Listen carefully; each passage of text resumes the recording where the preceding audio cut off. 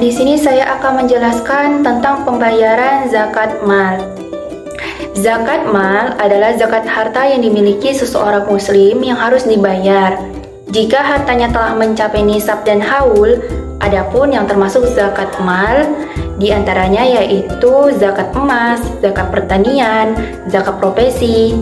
Nah, nisab pada zakat emas yaitu 85 gram.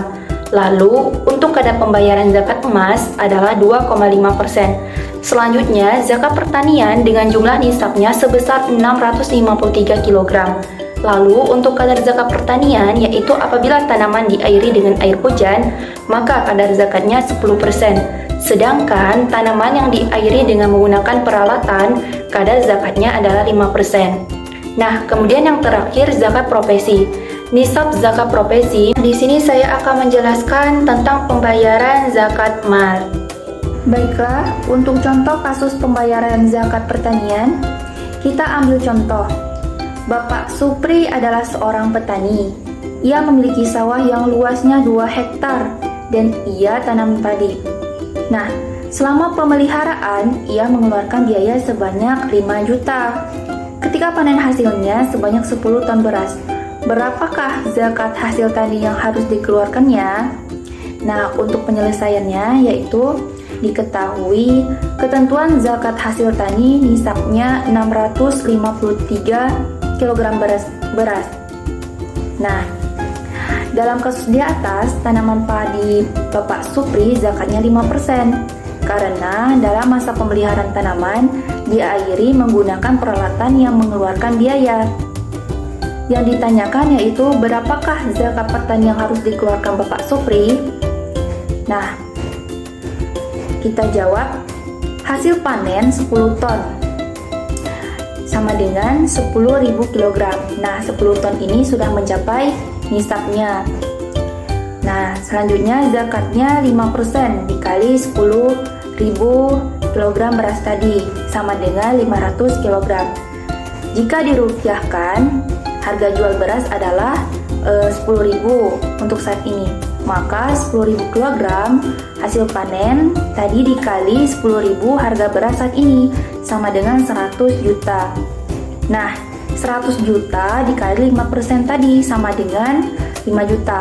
Maka zakatnya adalah 500 kg beras atau 5 juta. Nah, adapun contoh menghitung zakat emas, kita ambil kasus Ibu Fatma memiliki perhiasan emas sebanyak 120 gram. Rinciannya yaitu kalung 30 gram, cincin 40 gram, dan gelang 50 gram. Emas yang biasa dipergunakan tak lebih dari 20 gram dalam kesehariannya. Setelah berjalan 1 tahun, berapa zakat yang harus dikeluarkannya? Nah, penyelesaian diketahui jumlah perhiasan emas Ibu Fatma 120 gram. Yang dipakai Ibu Fatma dalam keseharian 20 gram. Emas Ibu Fatma yang tersimpan 120 dikurang 20 sama dengan 100 gram. Nisab zakat emas adalah 85 gram. Perhiasan yang dimiliki oleh Ibu Fatma sudah wajib dizakati karena melebihi nisab dan mencapai haul, maka wajib dikeluarkan sebesar 2,5%.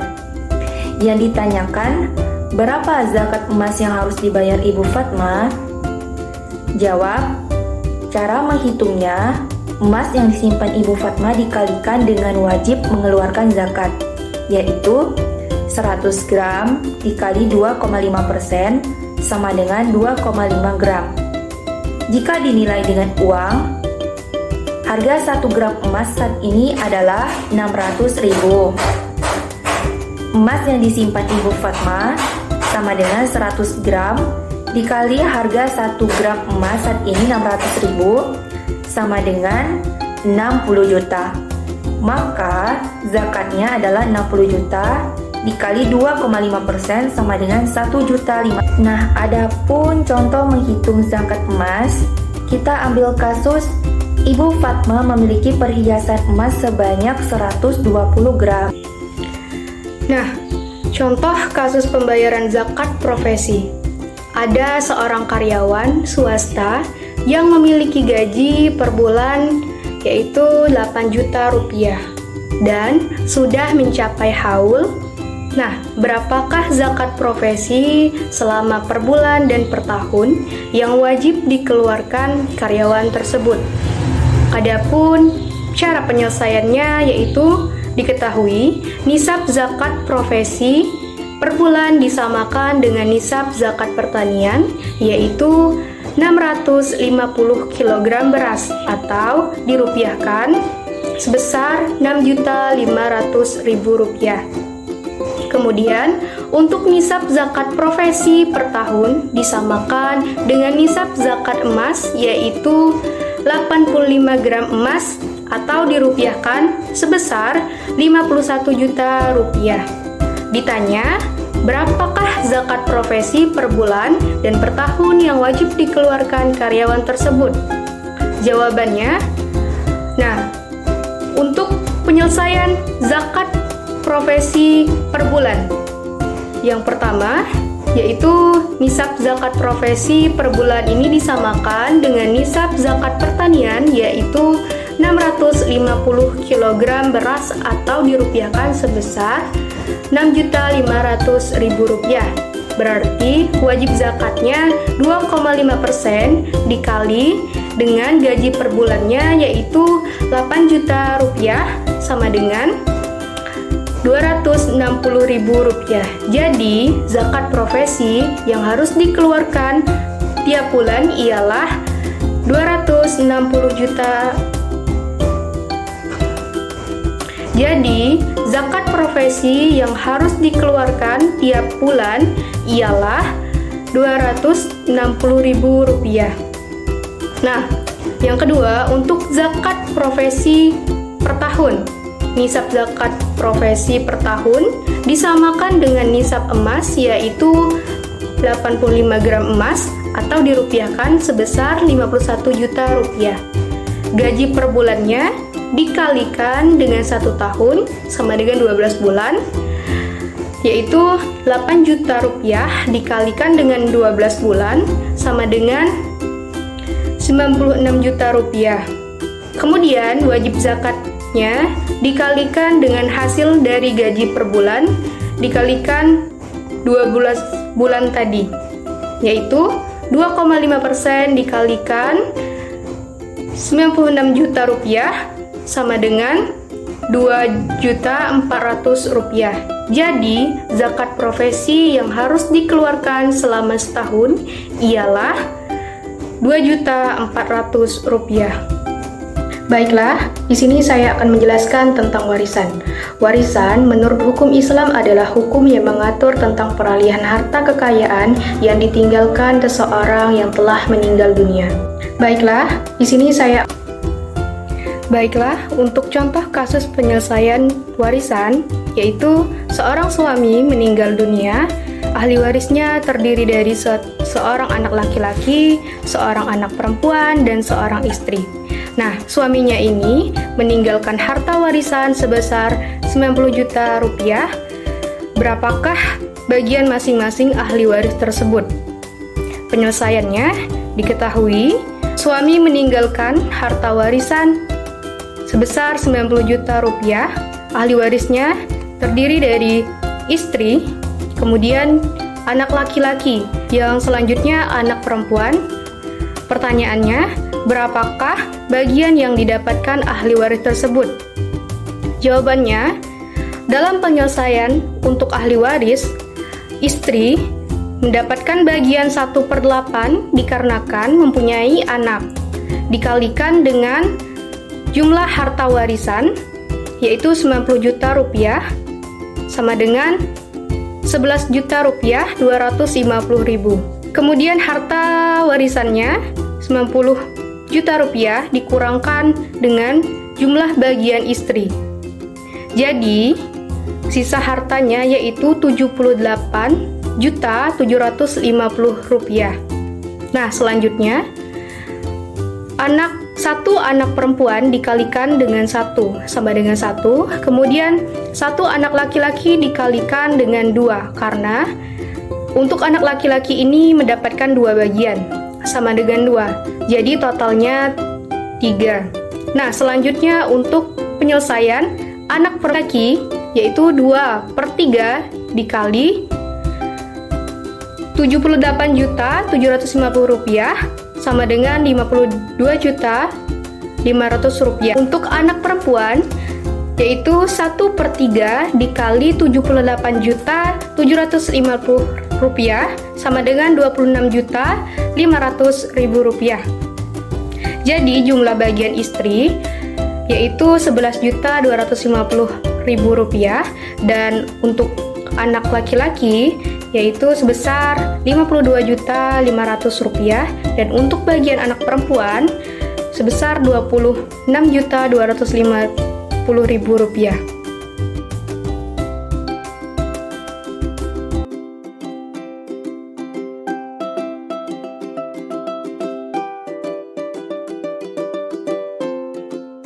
Adapun tata cara untuk memandikan jenazah, langkah yang pertama yaitu letakkan jenazah di tempat mandi yang telah disediakan. Sebaiknya berlobang-lobang supaya memudahkan keluarnya kotoran jenazah. Adapun langkah yang kedua yaitu mengistinjakan jenazah terlebih dahulu. Dalam mengistinjakan jenazah, kita sirami jenazah dengan air secara perlahan. Secara meluruh dari ujung kepala sampai ujung kakinya. Oke, selanjutnya kita gosokkan perut jenazah secara perlahan. Adapun cara menggosokkannya yaitu seperti ini, secara perlahan dari atas perut sampai ke bawah secara perlahan. Selanjutnya jenazah kita angkatkan atau kita dudukkan sedikit sambil kita gosokkan perutnya secara perlahan, jangan lupa disirami dengan air. Nah, setelah selesai, kita bersihkan giginya, lubang hidungnya, lubang telinganya, celah ketiaknya, kemudian celah tangannya atau celah jari-jari tangannya, kemudian celah jari-jari kakinya. Selanjutnya, sirami jenazah dengan air, yaitu dari kepala sampai ujung kaki, secara perlahan. Nah, setelah selesai, kita membacakan niat. Adapun jenazah yang kita mandikan ini adalah jenazah perempuan. Niatnya yaitu nawaitu ghusla lihadil maitati lillahi ta'ala. Langkah yang ketiga yaitu sirami jenazah menggunakan air bersih sebanyak 3 kali, yaitu dari ujung kepala sampai ujung kaki. Sebanyak 3 kali ya. Oke, selanjutnya sirami sebelah kanan juga sebanyak 3 kali secara perlahan. Lanjut ke yang kiri 3 kali, sebanyak 3 kali juga.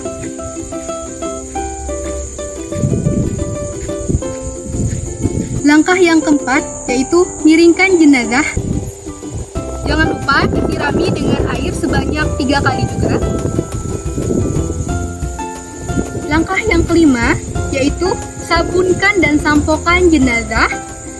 Jangan lupa disirami dengan air.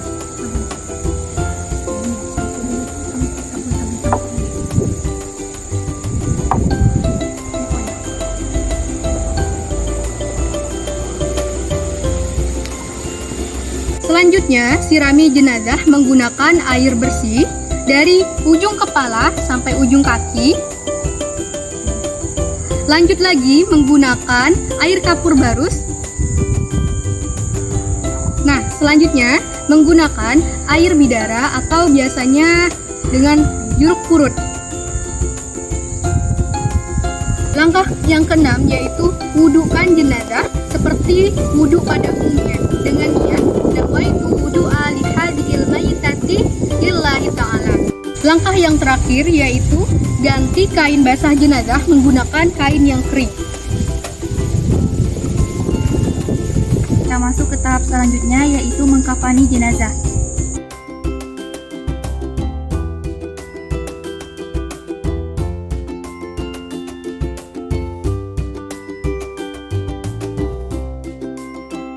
Adapun cara untuk mengkafani jenazah, langkah yang pertama yaitu hamparkan 5 tali Tali ini yang pertama itu untuk kepala, untuk leher, untuk badan, untuk kaki, dan untuk ujung kaki.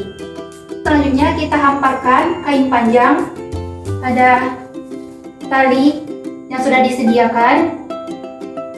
Selanjutnya kita timpakan kain pendek pada kain sebelumnya.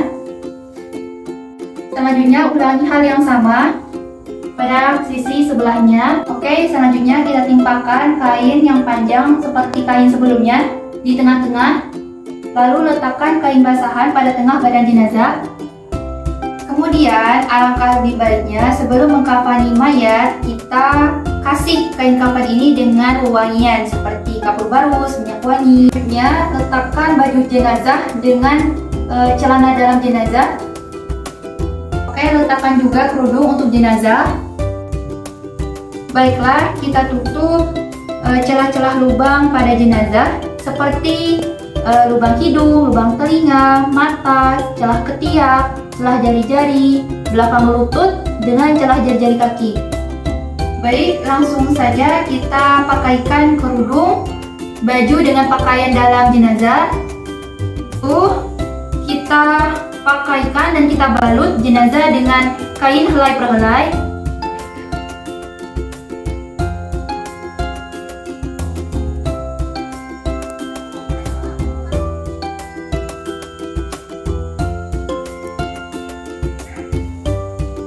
Nah, adapun langkah terakhir yaitu ikat jenazah dengan tali yang telah disediakan tadi pada bagian atas kepala, leher, badan, kaki dengan ujung kaki. Mengikatnya yaitu seperti ini.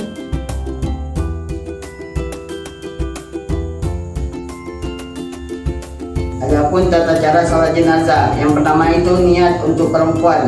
Usolli ala azihi maitati takbiratin fardu kifayah imamah lillahi ta'ala. Allahu Akbar, Allahu Akbar, alhamdulillahi rabbil alamin, arrahmanir rahim, maliki yaumiddin, iyyaka na'budu wa iyyaka nasta'in, ihdinas siratal mustaqim, siratal ladzina an'amta 'alaihim ghairil maghdubi 'alaihim waladdallin, amin. Allahu Akbar, Allahumma firlaha Allahumma sholli ala sayyidina Muhammad wa ala ali sayyidina Muhammad. Allahu Akbar, Allahumma firlaha warhamha wa afiyah wa fu'anha. Allahu Akbar, Allahumma tarimna ajraha wa la ta'tina ba'daha wa waghfir lana wa laha. Assalamualaikum warahmatullahi wabarakatuh. Assalamualaikum warahmatullahi. Adapun tata cara menguburkan jenazah, yaitu yang pertama kita galikan liang lahat, kemudian angkat dan masukkan jenazah, turunkan jenazah ke liang lahat secara perlahan-lahan.